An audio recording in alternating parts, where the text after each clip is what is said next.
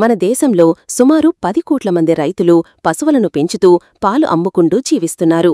వీళ్లందరికీ ఈ జీఎస్టీ తగ్గింపు ఒక పెద్ద గుడ్ న్యూస్. పాలు, పన్నీర్ లాంటి వాటిపై జీఎస్టీ తగ్గించడం, అలాగే పాలను ప్రాసెస్ చేయడానికి వాడే మెషిన్లపై కూడా ట్యాక్స్ తగ్గించడం వల్ల రైతులకు నేరుగా లాభం వస్తుంది. ఇంతకుముందు పశువుల ఫీడ్, మందులు, కరెంటు బిల్లులు అని వాళ్లకు చాలా ఖర్చయ్యేది. ఇప్పుడు ట్యాక్స్ల భారం తగ్గడంతో వారి ప్రొడక్షన్ కాస్ట్స్ కూడా తగ్గుతాయి. దీనివల్ల వాళ్ల చేతికి మరికొంత డబ్బు మిగులుతుంది. ఇది కేవలం ఒక్క రైతుకే కాదు, వాళ్లతో కలిసి పనిచేసే కోఆపరేటివ్ సొసైటీలకు కూడా చాలా హెల్ప్ అవుతుంది. ఈ మార్పుతో రైతుల ఆదాయం పెరిగి ఊర్లలోని వాళ్ల ఫైనాన్షియల్ సిచ్యువేషన్ బలపడుతుంది.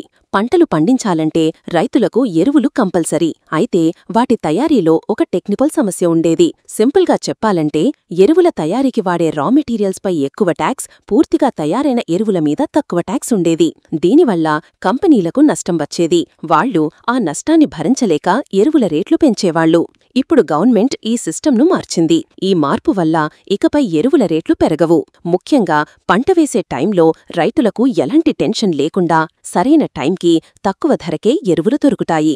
ఇది పంట దిగుబడి పెరగడానికి బాగా ఉపయోగపడుతుంది. పాల వ్యాపారంలో కోఆపరేటివ్ సొసైటీలది చాలా పెద్ద పాత్ర.